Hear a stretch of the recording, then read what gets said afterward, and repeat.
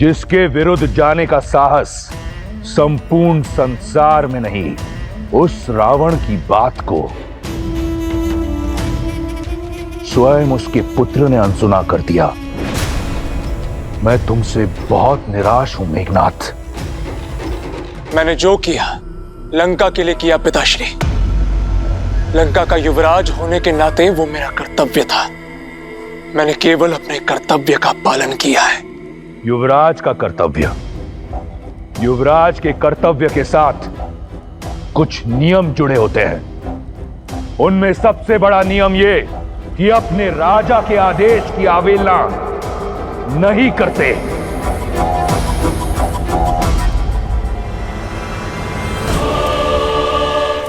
तुमने मुझसे पूछे बिना राम को मारने के लिए असुर भेजे।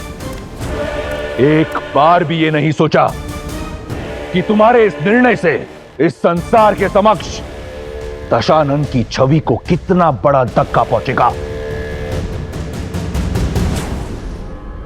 राम के शिविर में उपस्थित तुच्छ से तुच्छ वानर यही सोचेगा कि उनके यहां आने से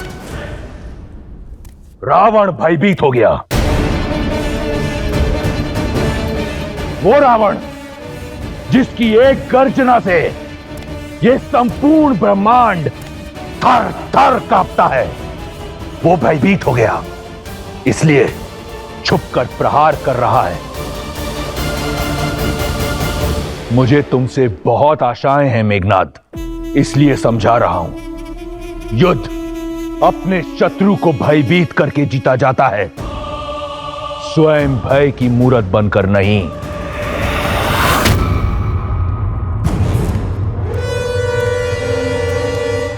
क्षमा कीजिएगा पिताश्री, किंतु युद्ध रणनीति से भी तो जीता जाता है।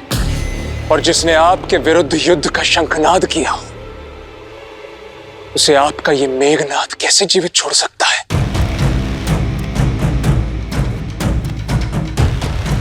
मैं जानता हूं तुम मुझसे बहुत प्रेम करते हो, परंतु पुत्र, रावण के लिए उसके स्वाभिमान से अधिक कुछ नहीं। वो वनवासी राम है ना, मेरा आखेट है इस सिंह को अपने शिकार के साथ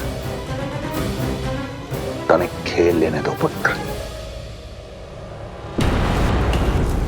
महाराज, लंकेश की आज्ञा हो तो हम कुछ कहे। बोलो। इस समस्या का मूल कारण वो सीता है। हाँ महाराज, पहले दंड उसे ही मिलना चाहिए। मौन!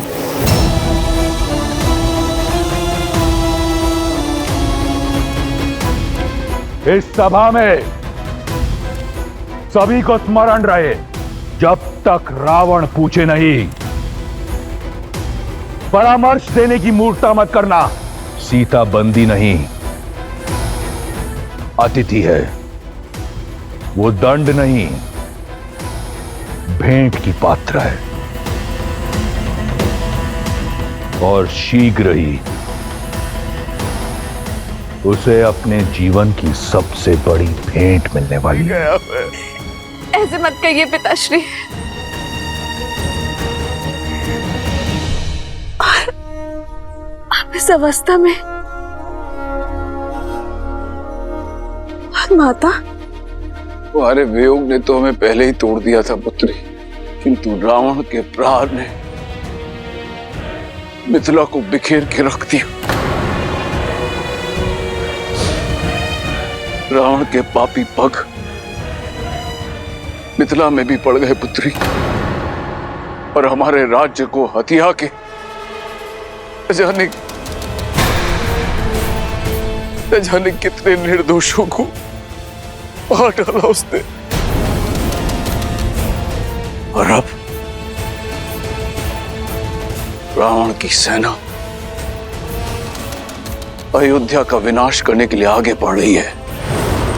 पुत्री, रावण को रोकने का सामर्थ्य किसी में भी नहीं है। कई कठिनाइयों के पश्चात तुमसे मिलने का अवसर मिला है पुत्री। पिताश्री, रावण के दम और उसके पापों का अंत होगा। पिताश्री, श्री राम लंका आ रहे हैं। पुत्री, अब जो मैं तुमसे कहने जा रहा हूं, कदाचित तुम्हें विश्वास नहीं होगा कि मैंने कहा है। युद्ध इस समस्या का हल नहीं है पुत्री। अबे तुम, मुझे तो भय है कि कहीं रावण से द्वेष के कारण राम के प्राण संकट में न पड़ जाएं। नहीं पिताश्री, ऐसा कभी नहीं होगा। श्री राम रावण को पराजित करेंगे। ये तुम्हारा भ्रम है पुत्री, तुम समझ ही नहीं रही हो। राम यदि लंका आ भी गया तो भी वो रावण का वध नहीं कर पाएंगे, क्योंकि रावण को ब्रह्मदेव का वरदान प्राप्त है। यमराज उनके दास हैं। जानती हो, रावण की नाभि में अमृत कलश है। यदि राम ने रावण पे प्रहार किया तो कलश टूट जाएगा और रावण के शरीर में अमृत बिखर कर उसे अमर बना देगा। मैंने संभावना का हर द्वार खटखटाया है पुत्री। मिथिला का नरेश और तुम्हारा पिता होने के नाते तुमसे आग्रह करता हूं कि वास्तविकता को स्वीकार लो। रावण का प्रस्ताव स्वीकार कर लो पुत्री, स्वीकार कर लो और नेक निर्दोषों को और अपने राम को बचा लो। उनके प्राण संकट में है पुत्री, राम के प्राण संकट में है पुत्री। समय समाप्त हुआ, चलो कारागृह में। पुत्री, पिताश्री, पिताश्री, पुत्री, पिताश्री।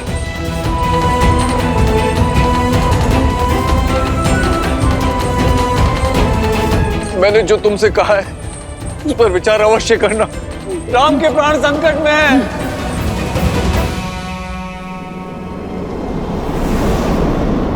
जय श्री राम, जय श्री राम, जय श्री राम, जय श्री राम, जय श्री राम, जय श्री राम। राम राम भजते हनुमान, दशरथ नंदन राजा राम। राम राम कहो जय श्री राम, अवध बिहारी राजा राम।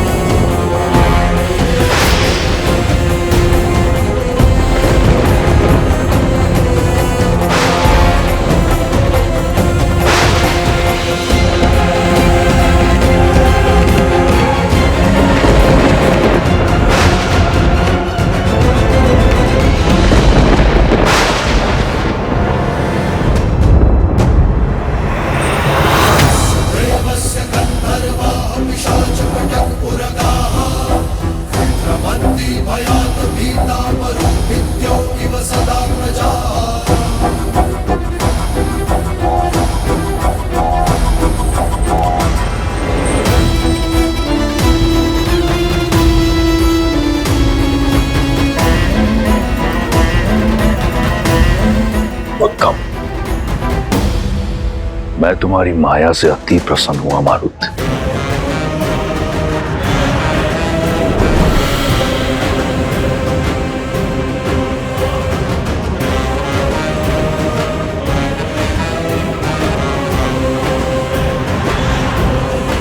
खेल, खिलाड़ी और आर्केड तीनों सच हैं।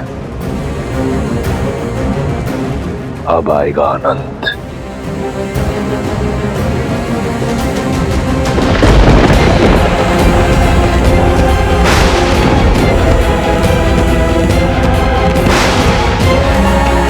नियति ही नहीं, अब तो प्रकृति भी हमारी परीक्षा लेने लगी है भैया। ये कठिनाइयां कम होती दिख नहीं रही है। धर्म का पथ पुष्पों से नहीं, कांटों से भरा होता है लक्ष्मण। धर्म के पथ पर विजय पाने के लिए अनेकों बाधाएं आएंगी, किंतु हमें निडर होकर आगे बढ़ना ही होगा।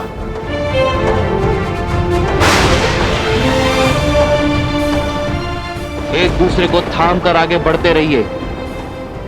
हमारा उद्देश्य एक है, हम एक हैं।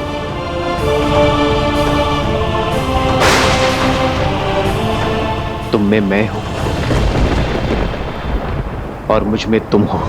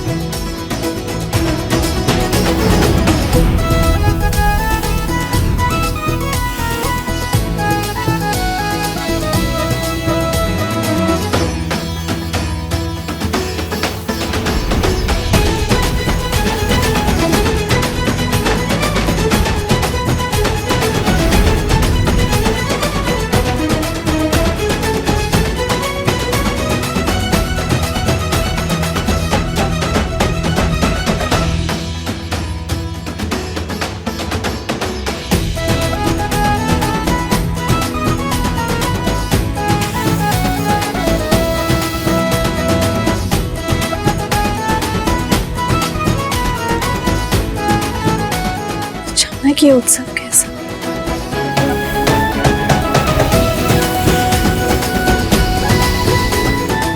स्वर और ऊंचा करो, उत्सव का अवसर है। युद्ध आरंभ होने से पहले ही समाप्त हो गया। लंकेश की विजय हुई। वयम रक्षामः, वयम रक्षामः, वयम रक्षामः। अब हमें भी अशोक वाटिका की पहरेदारी से मुक्ति मिलेगी।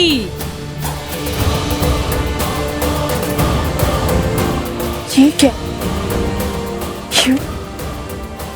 विजय? बड़ा गुणगान गाती थी ना अपने राम का, मिल गया उत्तर।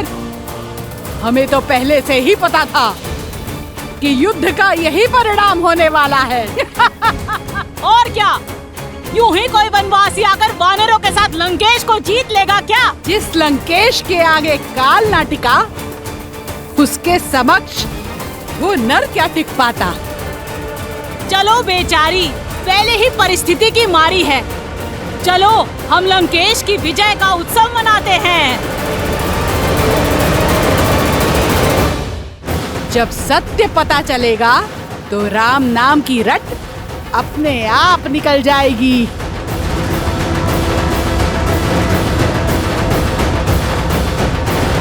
बंद करो ये सब। क्यों सताती हो इसे? चली जाओ यहां से, जाओ।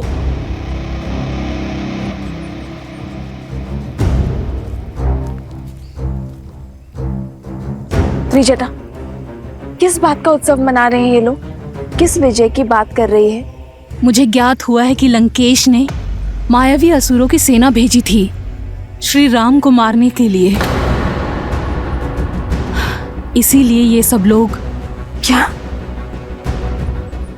आक्रमण? श्री राम? त्रिजटा कहाँ है मेरे श्री राम? वो ठीक तो है ना? नहीं जानती, पर ये उत्साह और उत्सव देखकर लगता है कि जीत बहुत बड़ी है। कहीं कुछ अनिष्ट ना हो गया हो। नहीं, मेरे श्री राम के होते कोई अनिष्ट नहीं हो सकता। मेरे श्री राम आएंगे, हर बाधा तोड़कर आएंगे, हर सीमा लांघकर आएंगे। वो मेरे लिए आएंगे त्रिजटा। आशा करती हूँ कि तुम्हारी विश्वास की जीत हो। दशों लोकों के स्वामी लंकापति महाराज दशानन पधार रहे हैं।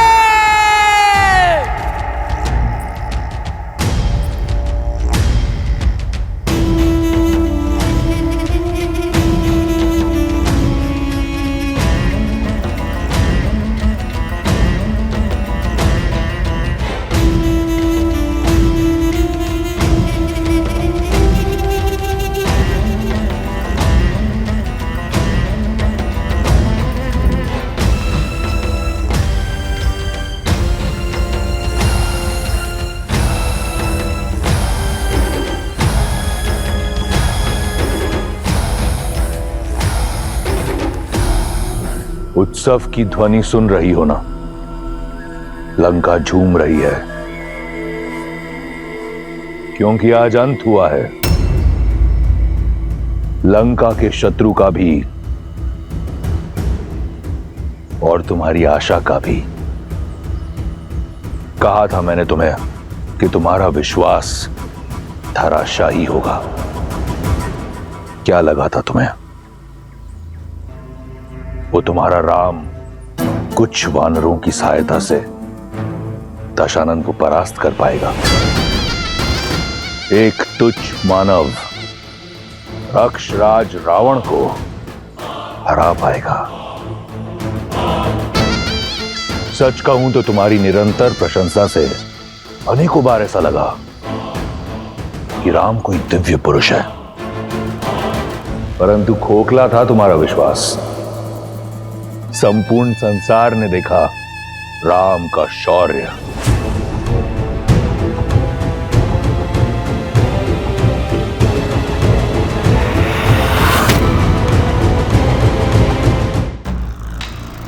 स्त्रियां इतनी हट्टी क्यों होती हैं? क्या मिला तुम्हें? पतिव्रता धर्म का ढोल पीटकर। मैं ये उपहार तुम्हारे लिए लाना नहीं चाहता था। नहीं चाहता था कि तुम आंसू बहाने में अपना समय व्यर्थ करो, परंतु क्या करूं? वचनबद्ध हूं। यदि तुम इतनी हट्टी ना होती तो इस दृश्य की साक्षी भी नहीं होती। इस नियति को तुमने स्वयं चुना है सीता, मैंने नहीं। देखो,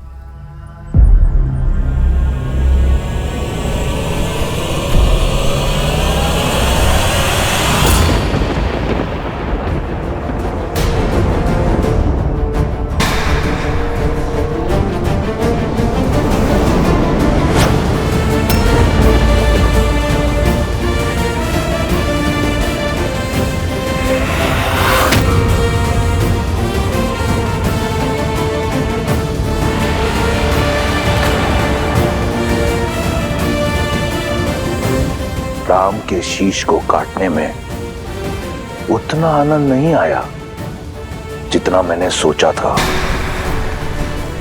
ये पाप मेरा नहीं, तुम्हारा है। लो, मैंने अपना वचन पूर्ण किया, ले आया तुम्हारे राम को तुम्हारे समक्ष, उसके धड़ के बिना।